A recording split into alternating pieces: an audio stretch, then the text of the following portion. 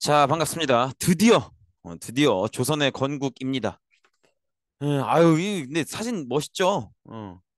이 잘 나온 사진, 멋있는 사진 찾는다고 아주 고생을 좀 했는데, 요 건물이 이제 뭐냐면, 여기, 이 현판이 있죠? 여기 근, 정, 전 이렇게 써 있는 거예요. 요거는 경복궁의 메인 건물입니다. 서울에 가면, 서울 한복판에 광화문 뒤에 이제 경복궁이 있죠. 경복궁에, 이게 근정전이 이게 힘쓸 근자고 요 정자가 정치할 정자예요. 저는 건물 전자고. 그러니까 힘써서 정치하는 곳, 즉 왕이 근무하는 공간이죠. 그래서 요 경복궁 근정전이 경복궁의 제일 어떤 메인 센터 되는 메인 오피스 그런 건물이라고 생각하시면 될 것 같아요. 경복궁의 근정전이다. 이렇게 조선에 한번 시작을 열어봤습니다. 조선의 건국인데요. 조선의 건국을 얘기하기에 앞서서 그 막바지에 요 얘기를 먼저 해야 될 것 같아요. 요 장면 보셨죠? 신진사대부가 급진파 온건파로 나눠지는 모습인데요. 요때 이제 이 신진사대부가 급진파 온건파로 나눠지면서 좀 논쟁을 벌였던 구간이 요 땅에 관한 문제 아니겠습니까? 땅, 그죠? 그래서 기존의 문제가 이런 거였잖아요. 하나의 땅을 두고 이 땅을 자기 거라고 주장하는 권문세족이 둘 이상인 경우들이 많았죠. 가라는 권문세족도 지 거라고 하고 나라는 권문수족도 짓거라고 하고 이런 문제들이 있었는데 이 문제를 해결하기 위해서 급진파는 어, 아예 기존의 고려 정부가 파악하고 있는 땅 소유 관계를 싹 다 그 땅 소유 증빙 문서를 싹 다 모아서 다 불태워버려야 된다. 그래서 완전히 제로에서부터 새로 시작해야 된다. 이런 얘기를 했던 게 급진파였고 그래서 급진파는 그걸 하기 위해선 고려 정부가 유지가 되면 안 되고 고려를 무너뜨리고 새로운 국가를 세우면서 기존의 토지 소유 관계를 완전히 다 없애야 된다 이런 얘기를 했었죠. 그다음에 온건파는 그건 오바고 그렇게까지 하는 건 오바고 각 땅의 주인이 각 한 명이도록 격리만 하고 고려 정부는 유지가 되어야 된다. 요걸 얘기했던 게 이제 온건파였는데 각 인물들이 이렇게 있죠. 근데 사실은 여기서 좀 얘기를 해두고 싶은 게 그 이 신진사대부 하면 이 사람들은 싹 다 어쨌든 온건파든 급진파든 간에 학문적으로는 유학, 성리학을 하는 사람들이잖아요. 성리학을 공부하는 사람들이란 말이에요. 근데 이 성리학을 고려 후기에 고려 말에 고려로 들여오는 사람 자체가 보통 세 명을 얘기해요. 안향, 그다음에 이 이름을 적으실 필요는 없는데 이재현, 그다음에 이색 정도를 얘기합니다. 그래서 이색은 이제 고려 후기에 성리학을 고려로 들어온 인물 중에 한 명인데 그렇기 때문에 얘가 거의 이제 고려 성리학 1세대예요. 거의 1세대야, 거의 1세대고 그다음에 여기 나오시는 정몽주, 정도전 이런 인물들은 다 사실 이색의 제자들이에요. 정몽주, 정도전 다 이색의 제자들이란 말이에요. 그리고 둘 다 뭐 당연한 얘기겠지만 어마어마하게 뛰어난 사람들이에요. 공부를 할게 기가 막히게 잘하는 사람들이에요. 그러니까 쉽게 얘기하면 지금으로 치면 수능 전국 1등, 2등 뭐 이런 권에 들어가는 사람들이고 그리고 둘 다 어릴 때부터 굉장히 친했던 좀 유식한 말로 중마고우라 그러죠. 뭐 지음이라고 하기도 하고 하여튼 대단히 친한 계절친 그죠? 동갑은 아닌데 왜 여러분들도 이제 친한 선후배 사이에는 반모라 그러나 반말 이렇게 하잖아요. 그런 것처럼 이들도 서로 형 동생이기보단 아예 친구 관계인 어릴 때부터 정말 같이 유학 공부하면서 같이 아주 잼민이 시절부터 같이 자라왔던 그런 굉장히 절친이에요. 절친인데 이제 고려 후기의 개혁 방안을 논의하면서 의견이 이렇게 땅에 관한 문제 그다음에 고려 왕조 유지에 관한 문제 여기서 의견이 나눠지는 거죠. 그래서 결국 이렇게 의견이 나눠져서 다른 길을 걷게 되는데 근데 고려 정부를 그만 때려치고 새로운 국가를 세워야 된다 이렇게 주장을 했었던 북진파 정도전 입장에서는 사실은 정몽주를 굉장히 아쉬워했어요. 왜냐면 왜겠어? 이유는 쉬워요. 왜? 아까우니까 능력이 좋으니까 자기는 알거든. 어릴 때부터 몽주형을 옆에서 봐왔기 때문에 얼마나 뛰어난 사람인지 얼마나 일을 열심히 하고 얼마나 성실하고 얼마나 뛰어난 능력을 가진 사람인지 안단 말이에요. 그러니까 정도전 입장에서는 정몽주랑 몽주형이랑 생각은 다르지만 그래도 어떻게 해서든 저 형을 죽이지 말고 나랑 생각이 다르다 그래서 온건파라 그래서 죽이지 말고 조선 건국 과정에 데리고 가고 싶은 거예요. 그럼 어떻게 해야 돼? 안 죽이고 데리고 가려면 설득을 해야죠. 그래서 사실 정도전은 어떻게 해서든 정몽주를 설득할 수 있기를 바랬어요. 근데 이게 안 되는 거지. 사실 정도전은 정몽주에 대한 미련으로 가득한 사람이기도 해요. 저 형을 어떻게 하면 이 조선 건국 과정에 참여시키나 이 미련에 가득 들어가 있는 사람이. 그래서 정도전은 정몽주랑 끝까지 다른 길을 걷지만 또 정몽주를 어떻게 하지도 못해요. 그래서 그런 관계에 있는 모습이었다. 이 얘기를 제가 왜 길게 하냐면 정도전이 이성계와 함께 이끌어 나가는 조선 건국 과정에서 마지막 해결이 안 되는 퍼즐이 온건파 신진사대부 중에서도 정몽주인 거예요. 사실상 온건파 신진사대부는 거의 정몽주가 가장 메인 캐릭터예요. 그래서 뭐 온건파 신진사대부라고 하지만 뭐 조금 심하게 얘기하면 정몽주와 아이들 이렇게 생각하셔도 될 만큼 정몽주가 제일 메인 캐릭터고 정도전 입장에서도 조선을 건국하는 과정에서 마지막 맞추지 않는 퍼즐, 마지막 맞추지 못한 퍼즐이 이제 정몽주인 거죠. 정몽주를 어떻게 처리하느냐의 문제. 너무 아까우니까 죽이진 못하겠고 설득을 하고 싶은데 설득은 안 되고 있고 요 마지막 퍼즐이 이제 정도전이 해결하지 못하고 있는 문제인 거죠. 그래서 이제 조선을 건국하는데 조선 건국은 아시다시피 이성계를 비롯한 어떤 세력? 신흥무인 세력들이 이제 들어오고요. 그다음에 정조조를 비롯한 뭐예요? 무슨 파? 급진파 신진사대부들이 들어오죠. 근데 이제 요거를 아셔야 되는 게 사실 정도전이 이제 조선을 건국한다고 사실 봐야 되잖아요. 그죠? 정도전과 이성계가 조선을 건국한다 이렇게 보셔야 되는데 정도전이 진심으로 원했던 건 사실 조선 건국은 아니에요. 아까 얘기했다시피 정도전이 진심으로 원했던 건 땅 문제를 해결하는 거였어요. 땅 문제를 해결을 해야 되는데 이 사람 생각에는 정도전 생각에는 땅 문제를 해결하려면 기존 땅의 소유 관계를 완전히 다 없애버려야 된다고 생각을 했던 거고 그렇게 하려면 기존의 고려 정부를 무너뜨릴 수밖에 없다라고 본 거죠. 그러니까 진짜 목적은 땅 문제를 해결하는 거고 그리고 그 땅 문제를 해결하기 위한 방법으로서 국가를 무너뜨리고 새로운 국가를 세워야 된다라고 봤던 거지. 이해되시겠죠? 그래서 사실 정도전의 진짜 목적은 땅 문제를 해결하는 거고 국가를 무너뜨리고 새로운 조선이라는 국가를 세우는 건 그 과정에 지나지 않는 거죠. 그래서 과전법이 시행이 되는 거예요. 과전법이 시행이 되는 건데 좀 알아두셔야 될 건 조선을 건국하는 게 연도 자체의 숫자를 외울 필요는 없지만 조선 건국이 1392년이거든요. 그러니까 요건 순서는 아셔야 돼요. 과전법이 조선 건국보다 먼저예요. 과전법을 하고 나서 그 다음 해에 조선 건국을 하는 겁니다. 이해되시겠죠? 그래서 과전법의 내용은 사실은 이제 기존의 토지 소유 관계 문서를 다 태웠잖아요. 그렇게 한 상태에서 이제 조선 건국을 함께 해주는 급진파 신진사대부들한테 땅을 나눠주는 게 이제 과전법의 어떤 내용이라고 볼 수 있겠죠. 그래서 여기서는 신진사대부 경제적 기반 마련 이렇게 돼 있지만 사실상 온건파는 안 주고 급진파만 주는 그런 모습이라고 보시면 될 것 같아요. 그래서 조선 건국에 함께하고 있는 급진파 신진사대부들에게 땅을 나눠주는 그런 법이 과전법이고 중요한 건 조선 건국보다 앞선다는 거. 과전법을 시행하고 그 직후에 바로 다음 해에 조선을 건국한다라는 걸 기억해 두시면 되겠습니다. 그렇고요. 그리고 마지막 퍼즐을 완성해야죠. 음, 세왕조 조선을 건국하는 데 있어서 마지막 완성되지 않는 퍼즐. 온건파 신진사대부 중에서도 그 거두 그 메인 캐릭터인 정몽주를 어떻게 할 것인가. 근데 정도전은 정몽주를 죽일 수가 없어. 왜? 아까우니까, 아쉬우니까. 이해되시겠죠? 그래서 어떻게 해서든 설득을 하려고 하는데 설득이 안 되지. 그래서 누가 나서는 거예요? 아마 너무 유명해서 아실 겁니다. 이성계의 아들, 셋째 아들 이방원이 나서게 되죠. 그래서 이성계 아들 이방원이 정몽주를 죽이는 거죠. 사실 이방원은 되게 캐릭터가 강한 성격이에요. 실력도 뛰어나서 조선이 건국되기 이전에 이미 고려 시대 때 자기 실력으로 과거를 합격한 적도 있는 사람이고요. 그리고 아마 기록상에 보면 나름대로 본인이 이제 무신이 되려고 했던 의지도 되게 강했던 모양이에요. 그래서 이제 원래 이성계는 장군이었잖아요. 아버지 따라서 이렇게 막 이렇게 여러 가지 군사 작전에도 참여하려고 노력도 하고 막 이랬던 모습들이 보이기도 해요. 아무튼 굉장히 캐릭터가 강한 인물인데 정도전은 정몽주를 너무 아까워서 설득하고 싶어 하지만 이렇게 보니까 설득이 안 될 것 같거든. 그러니까 이방원이 먼저 죽이는 모습을 보이죠. 결국 이 마지막 퍼즐이 완성되고요. 조선을 건국하게 됩니다. 나라 이름은 조선으로 하고요. 수도는 한양, 지금의 서울로 하는 거죠.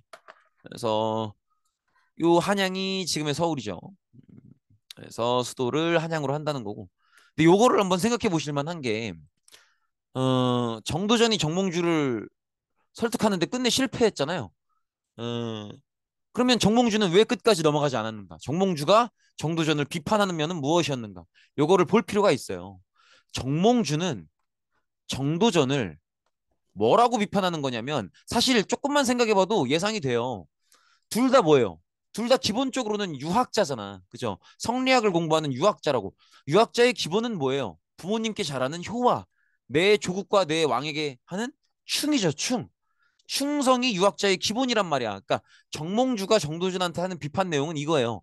너는 그렇게 평생을 유학 공부했다는 유학자라는 놈이 어찌 지금 나라를 무너뜨린다는 건 불충한 거 아니냐? 충성을 하지 못하는 거 아니냐?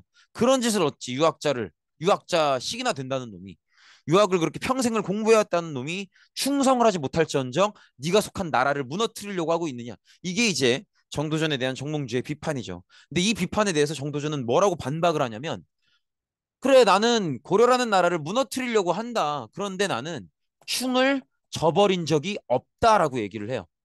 이게 무슨 얘기냐면 자기 충성의 대상은 국가나 정부나 왕이 아니라는 거예요. 이 사람 생각에는 국가의 근간은 국가 정부나 왕이 아니고 자기가 충성을 바쳐야 될 대상, 국가의 근간은 정부나 왕이 아닌 백성이라고 보는 거죠. 그래서 나의 충성은 정부나 왕이 아니고 백성을 향한다. 나의 백성을 괴롭힐 거라면 그렇다면 난 정부도 필요 없고 왕도 필요 없다. 언제든지 갈아엎을 마음의 준비가 되어 있다라고 하는 거죠. 그래서 그걸 설득하려고 하는데 그게 안 되는 거예요. 그러니까 이 유학을 이해하는 세계관 자체가 다른 거예요. 사실 정도전에 이 얘기, 나의 충성의 대상은 왕이나 정부가 아니고 국민이다. 요거 마블 영화에도 나오는 얘기잖아요. 그 저기 뭐야 아스가르드의 토르 아시죠? 그 번개신 토르. 토르가 원래 이제 아스가르드의 왕자죠. 아스가르드란 나라에. 근데 거기서 이제 토르 아버지 오딘이 그런 얘기를 하죠. 이 아스가르드가 파괴될 것 같으니까 빨리 피난시켜라 이런 얘기를 하면서 토르한테 아스가르드는 행성이 아니고 사람들이다 이런 얘기를 하잖아요. 똑같은 얘기예요. 정도전이 생각하는 국가의 근간은 정부나 왕이 아니고 백성인 거죠. 그래서 내 백성들을 괴롭힐 거라면 그게 정부라고 할지라도 왕이라고 할지라도 나는 얼마든지 갈아치워버릴 뜻이 있고 내 충성의 대상은 정부나 왕이 아니고 백성이다라는 거죠. 그래서 그렇게 생각하는 정도전이 조선 건국을 이끌었기 때문에 조선의 기본적인 이념도 요걸로 갑니다. 성리학인데 백성을 근본으로 하는. 그래서 이때부터 왕에 대한 이해도 조금씩 바뀌어요. 국가의 주인이 왕인 게 아니고 어, 왕도 백성을 위해 존재하는 것으로 조금 그렇게 이미지가 바뀌게 됩니다. 아무튼 그렇고요. 그리고 이제 이 마지막 퍼즐 정몽주가 죽어가는 모습인데 여기는 아마 들어본 적 있는 친구들도 있을 거예요. 그 개경 고려 수도였죠. 지금의 개경 가시면 선주교라는 다리가 있어요. 여기서 이제 이방원이 정몽주를 죽였다는 거죠. 그리고 죽이기 직전에 서로가 시를 한 수 이렇게 주고받았다고 하죠. 요거 국어 시간에 배우는지 안 배우는지 모르겠는데 그 요런 시가 있죠. 이방원이 정몽주를 죽이기 직전에 마지막으로 한번 설득을 해보는 게 이거죠. 이런들 어떠하리 저런들 어떠하리 만수잔 드럼치기 얼거진들 어떠하리 우리도 이같이 얽혀 100년까지 누리리라. 이 얘기가 이제 이런 얘기죠. 이런들 어떠하리 야 그게 고려면 어떻고 저런들 어떠하리 조선이면 어떠냐 그냥 같이 잘 살면 되지. 잘 살면 되는 거다. 그게 고려고 조선이고 중요한 게 아니다. 이런 얘기를 하는 거죠. 근데 정몽주는 뭐라는 거예요? 정몽주는 이 몸이 죽고 죽어 100번 고쳐 죽어 백골이 진토되어 넋이라도 있고 없고 니마냥 일편당심이야 그칠 줄이 있으랴 뭐 이런 얘기 하잖아요. 그러니까 이거는 나는 무조건 고려라는 거죠. 그래서 이방원의 그 전에 정도전이 설득해도 안 됐듯이 이방원의 설득에도 넘어갈 생각이 없다는 거죠. 그러면 이방원은 설득을 해볼 만큼 해봤는데 안 넘어오네? 그러면 죽어야지 뭐. 이 몸이 죽고 죽어? 그러면 죽어. 그리고 죽인 거죠.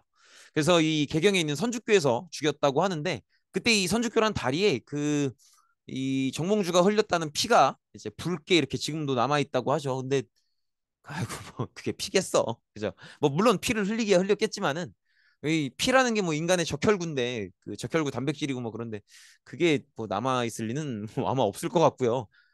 제 생각인데 원래 붉은 암석이 거기 있었겠죠. 붉은 빛깔을 띠는 암석이 있었겠지. 근데 사람들이 별 관심 없이 그냥 지나다니다가 거기서 정몽주가 죽었다는 얘기를 들었으니까. 근데 이제 새롭게 조선을 건국하려는 세력이 죽였다 이 얘기를 들었으니까 아 충신이로구나. 그의 피가 여기도 남아 있다 뭐 이런 식으로 이제 얘기하는 거겠죠. 무슨 피가 남아 있어. 아무튼 뭐 피가 남아 있다는 전설이 있긴 한데 아니, 제가 볼 때는 좀 아닌 것 같아요. 아무튼간에 이렇게 이방원이 정몽주를 죽여서 조선 건국의 마지막 완성되지 못했던 퍼즐을 완성시키는 그런 모습을 보여주죠. 그리고 이제 이성계가 조선의 첫 번째 왕 태조로 오르게 됩니다. 사실상 이성계는 거의 정도전의 지시를 다 따라가요. 그래서 조선이라는 국가를 건국하는 과정도 그렇고 건국 이후에 조선을 운영하는 기본적인 체계를 잡는 것도 그렇고 사실상 조선을 건국하고 운영하는 기본 안을 잡은 디자이너는 정도전이라고 보셔야 돼요. 그래서 이런 표현이 조금 거칠긴 하지만 이성계는 사실상 그냥 이제 사장님이고 그 안에 모든 정책을 이끌어가는 건 정도전이다 이렇게 생각을 해주셔야죠. 이렇게.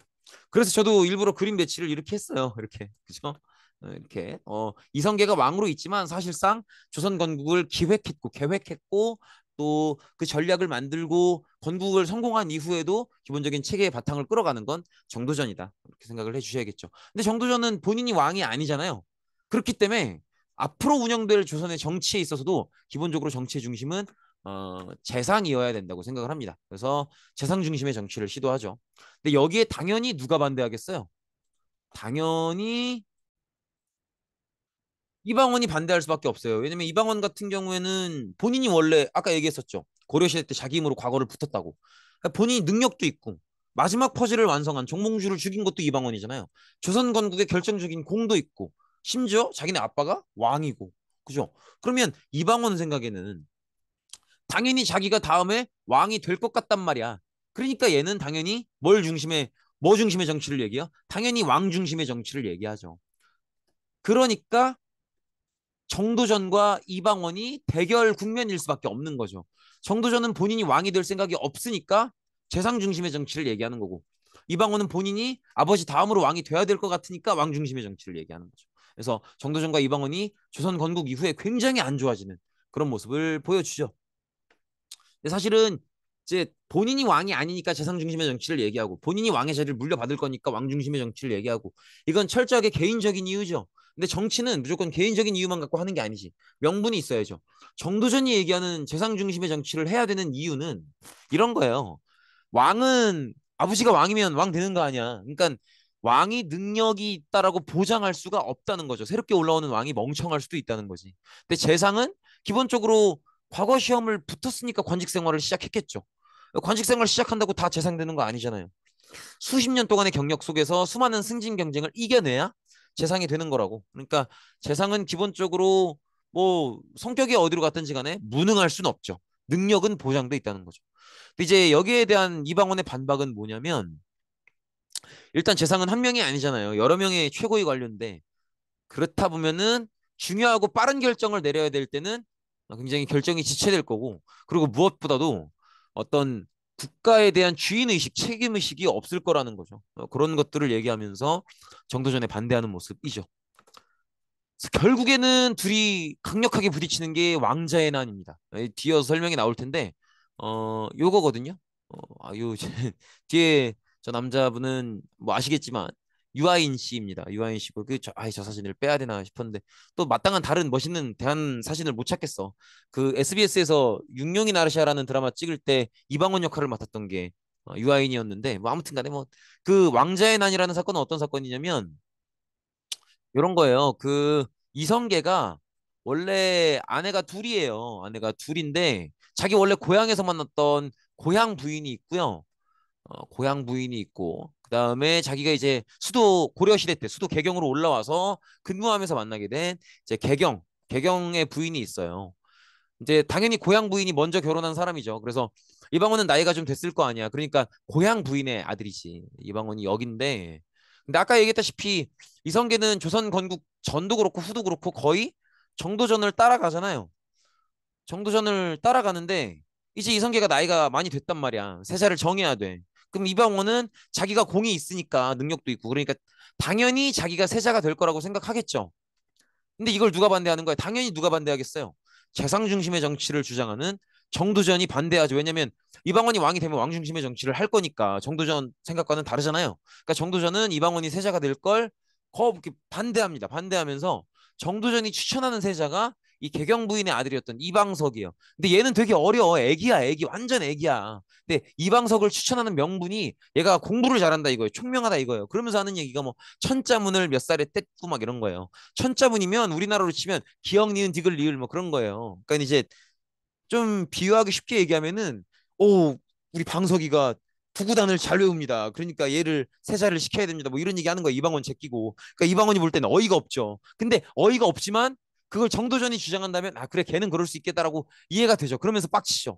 그죠? 그래서 이방원이 처음에 이방석을 세자로 세워야 된다는 얘기가 나왔을 때 이방원이 굉장히 반대해요. 굉장히 반대하는데 근데 그냥 이성계가 밀어붙인단 말이에요. 그래서 이성계가 정도전 말을 듣고 이방석을 세자로 세워요. 그러니까 이방원이 여기에 빡쳐서 정도전도 죽여버리고 이방석도 죽여버리죠.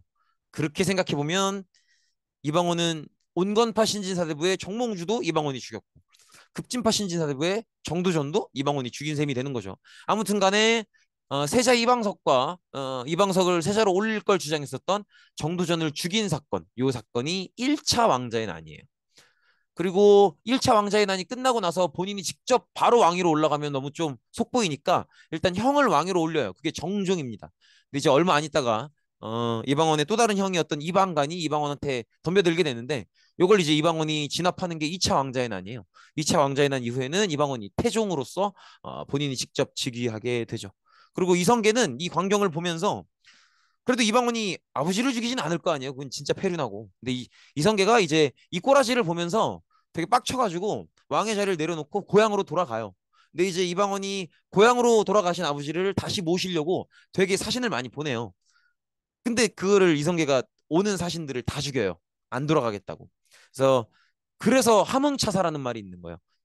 이제 이성계가 머물렀던 곳이 함흥이거든요. 그러니까 이제 사신을 보내면 돌아오지 않는다라고 해서 함흥차사라는 말이 그렇게 생긴 거죠. 아무튼 그렇고요. 그래서 정도전과 이방원은 끝끝내 누구를 정치의 중심으로 할 것인가를 놓고 굉장히 경쟁을 많이 했던 거죠. 이런 모습을. 그래서 결국은 이방원이 이겼다고 봐야죠. 그래서 조선은 왕 중심의 정치 국가가 된 거죠. 그리고 태종은 그러면 이후에 태종이 집권한 이후에는 왕으로 올라간 이후에 정치의 목적은 뭐겠어요? 본인의 권력을 키워야겠죠. 그래서 하는 게 일단 사병을 폐지합니다. 사병은 이제 고려 후기에 이제 점점점 권문세족들이 판을 치고 정치가 혼란스러워지면서 사병이라고 하면 개인적으로 데리고 있는 병사를 얘기하죠. 네, 그런 사병들이 고려 후기에 많이 생기는데 이걸 완전히 폐지해서 이제 군대는 왕과 정부만 독점적으로 장악할 수 있도록 그렇게 하고요. 그다음에 호패법을 만듭니다. 호패법은 호패를 전 국민에게 나눠주는 게 호패법이에요.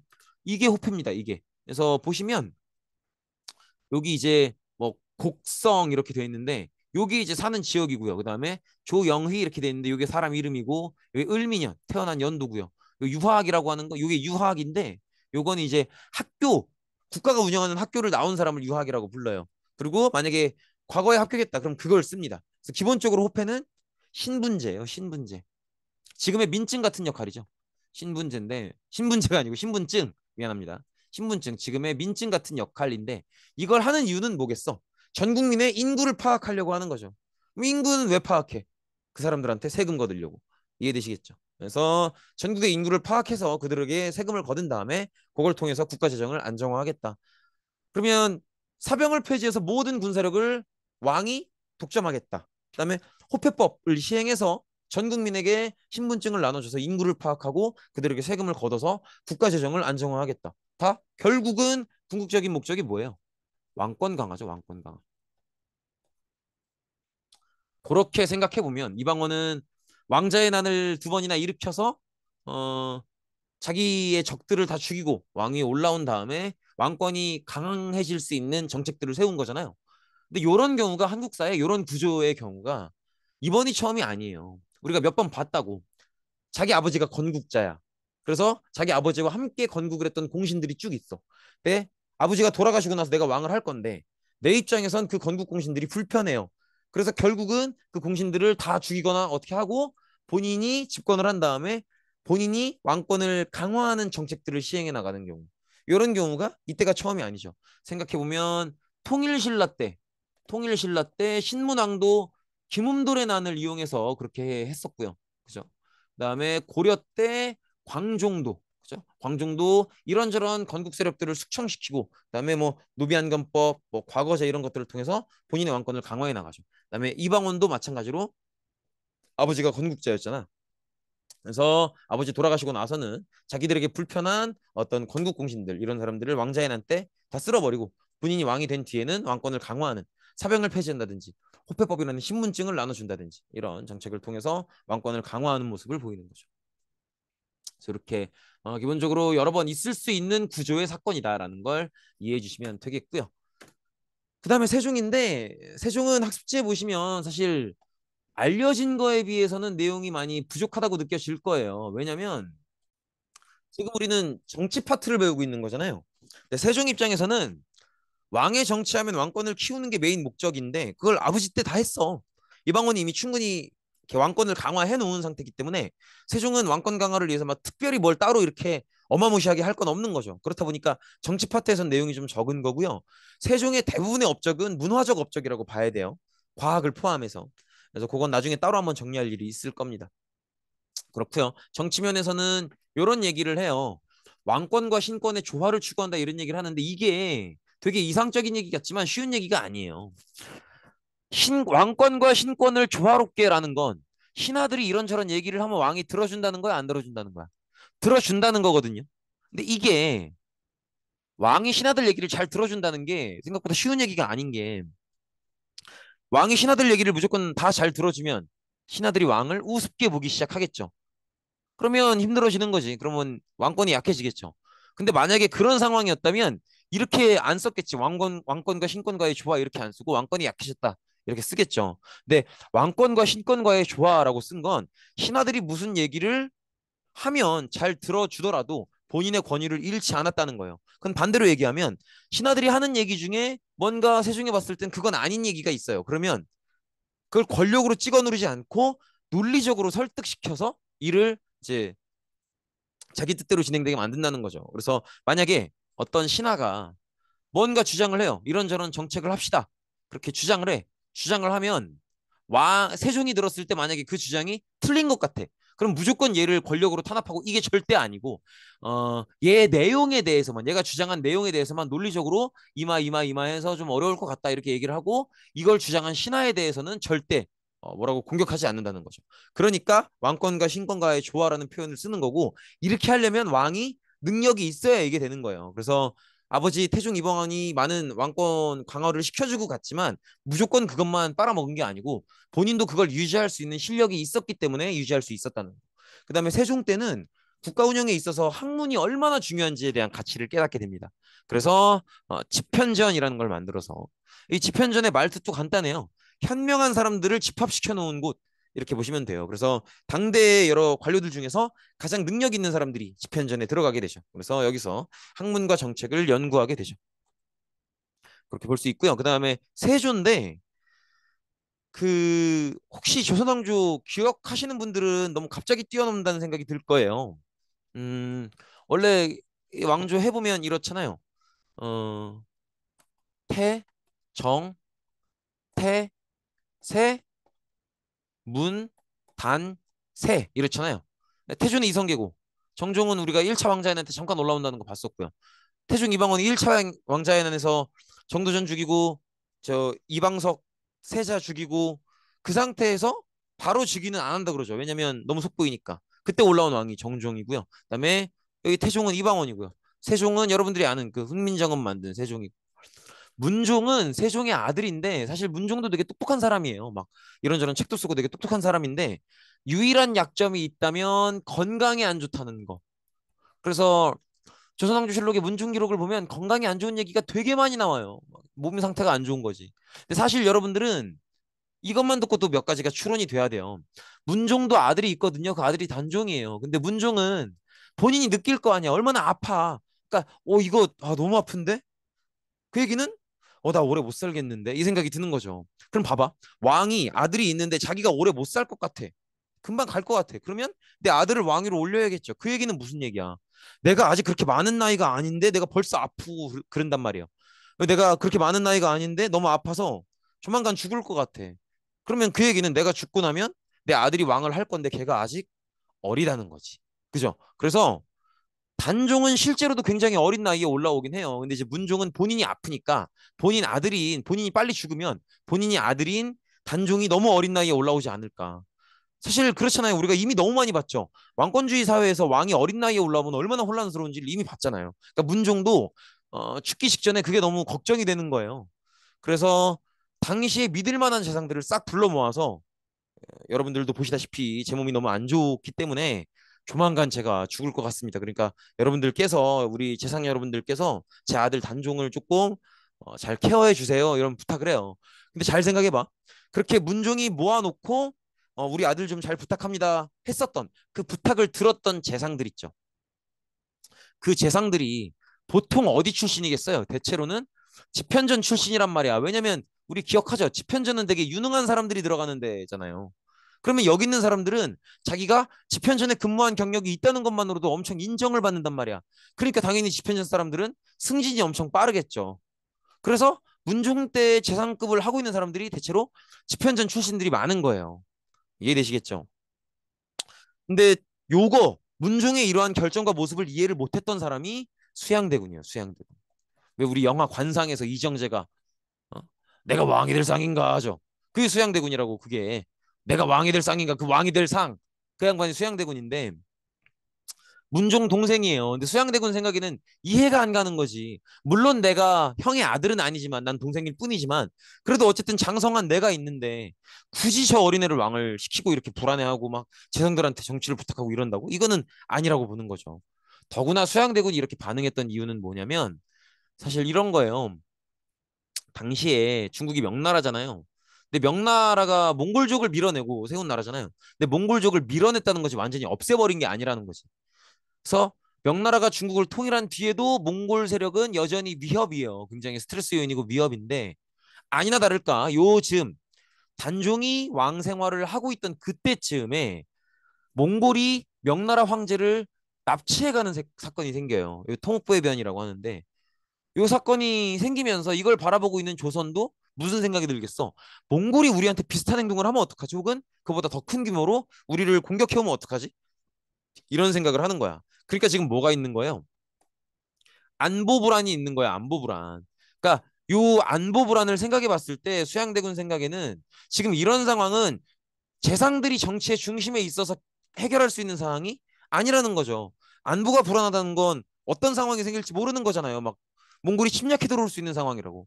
만약에 그런 상황이 되면 빠른 결정을 내릴 수 있고 그 결정에 책임을 질 수 있어야죠. 그건 왕이 하는 거라는 거지. 이해되시겠죠? 그래서 어떻게 보면은 지금 다시 그 정도전과 이방원의 논쟁이 같은 주제로 다시 벌어지는 거예요. 정치의 중심은 누구여야 되는가. 그래서 지금 단종이 아직 어렸을 이 시기에는 재상들이 정치의 중심에 있는 거죠. 단종을 돕겠답시고. 근데 수양대군은 이런 재상 중심의 정치에 반대했기 때문에 내가 왕이 되겠다. 왜? 지금 안보가 불안한 상황이니까. 이해되시겠죠? 그래서 이제 수양대군이 등장을 해서 본인이 왕이 되기 위해서 이제 지금 이런 안보가 불안한 상황을 대처할 수 있는 그리고 왕실인 그런 사람은 자기밖에 없다고 보는 거예요. 그래서 계유정난을 일으켜서 단종을 몰아내고 드디어 왕위에 오르게 됩니다. 그래서 이런 모습을 볼 수 있고요. 그래서 단종을 몰아내고 왕위에 즉위하고요. 결국은 단종도 얼마 안 있다가 사약을 보내서 죽이게 되죠. 그리고 반대 세력, 당연히 왕을 몰아낸 거니까 반란을 일으킨 거니까 유학자들 중에서는 반대하는 사람도 많았겠죠. 그래서 생육신이라고 하면 죽지는 않았지만 관직을 포기하면서까지 끝까지 반대했던 사람들이 생육신이고요. 사육신 같은 경우에는 아예 죽음을 불사해서 결국 죽음을 통해서 어떤 세조 집권에 반대하는 모습을 보였던 그런 사람들이 사육신이에요. 이런 생육신이나 사육신 이렇게 끝까지 세조의 집권, 수양대군의 집권에 반대하는 사람들을 제거했고요. 그리고 그 다음에 제일 먼저 하는 건 뭐예요? 지금 본인이 올라와야겠다라고 마음을 먹은 이유는 안보 불안이죠. 안보 불안. 그렇기 때문에 군사제도를 정비하죠. 그리고 직전법이라는 걸 시행하는데 직전법이라는 건 기본적으로 전자 들어가는 거 보면 눈치채셨겠지만 토지제도예요. 토지제도. 근데 요 전에 있었던 토지제도가 어, 과전법 아니겠습니까? 과전법. 근데 과전법의 내용을 보면 어떤 내용이 있냐면 이런 내용이 있어요. 그 수신전, 휴량전이라고 해서 관료가 이제 일을 해서 땅을 받는 게 과전법이잖아요. 급진파 신진사대부들이. 근데 만약에 그 관료가 죽으면 그 관료의 아내나 자식들은 먹고 살기 힘들겠죠. 그래서 그 경우를 대비해서 어, 그 관료가 죽었거나 은퇴를 했더라도 그래도 그 아내와 아들들이 자식들이 먹고 살 수 있는 땅을 나눠주기 시작했단 말이야. 그게 이제 뭐 자식을 기르기 위한 땅은 휴양전, 아내가 쓰기 위한 땅은 수신전 이렇게 얘기하는데 요건 이제 물러난 뒤에도 갖고 있는 땅이니까 물려줄 수 있는 땅이죠. 그러다 보니까 이제 이런 땅들을 계속 주게 된 거예요. 가전법 이후로. 근데 그러다 보면 점점점 새로 과거 시험을 합격한 새로운 관료들한테 줄 땅이 없어지는 거죠. 그래서 실시한 게 직전법입니다. 그래서 이 직전법의 내용은 은퇴를 했거나 죽었으면 받았던 땅을 반납해라.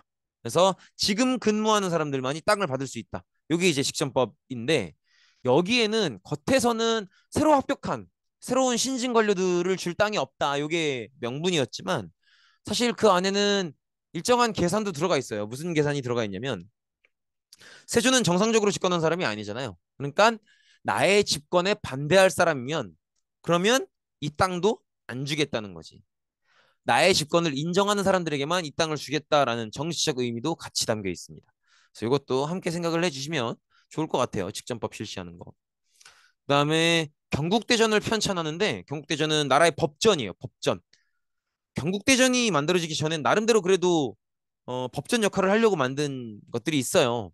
뭐 예를 들면 정도전에 뭐 저기 뭐야 그 조선 경국전이라든지 아니면 조준의 소국전이라든지 뭐 이런 것들이 있긴 한데 그래도 가장 공식적인 가장 오피셜한 가장 공식적인 법전은 경국대전이고 세조 때 만들기 시작해요. 시작이라고만 쓴 건 완성은 못했다는 거죠. 이거 언제 완성하냐면 언제 완성하겠어요? 법전이 완성된다는 건 그 나라의 제도와 시스템이 완성됐다는 거죠. 그러면 성종 때겠죠. 제가 고려시대 배울 때 말씀드렸죠. 왕 이름이 성종으로 붙으면 보통 어떤 시스템을 완성하는 거라고. 그래서 경국대전은 세조 때 만들기 시작해서 그 다다음 성종 때 완성을 합니다. 그래서 경국대전의 완성을 통해서 이런저런 제도와 통치 내용 이런 것들을 정비하게 되는 거죠. 사실 세조랑 성종 사이 예종이라고 있었는데 예종은 워낙 빨리 죽어서 뭐 그렇게 그닥 볼 게 없습니다. 아무튼 그런 이게 경국대전이에요. 이렇게 봐주시면 되겠습니다. 그래서 경국대전을 통해서 조선의 유교적 통치 체제를 완성했다. 그렇게 봐주시면 되겠고요. 그다음에 이제 외교 파트인데요. 외교 파트 별거 없어요. 외교 파트는 4대 교린이라고 하는데 교린은 여기 이제 사귈교자의 이웃 민자예요. 근데 교린이라고 하는 건 가장 일반적인 외교 관계예요. 그래서 분위기 좋을 때는 친하게 지내고 서로 선물도 주고받고 분위기 안 좋으면 맞짱 뜨는 거고 그런 관계, 가장 일반적인 관계가 교린 관계입니다. 그다음에 사대 관계는 조금 이해를 하셔야 되는데 사대 관계라는 건 뭐냐면 명나라를 포함해서 한족 애들이 중국을 통일하면 중국 애들은 여기가 통일되고 나면 자신들이 세상의 중심이라고 생각하죠. 그래서 그 주변 국가들한테 중심 국가로서의 중국에 대해서 예의를 보여라 이런 얘기를 하잖아요. 그죠? 그래서 사실 그동안 이것 때문에 싸움도 되게 많이 나고 막 고구려는 끝까지 거부하다가 맞짱 뜨고 막 그랬잖아요.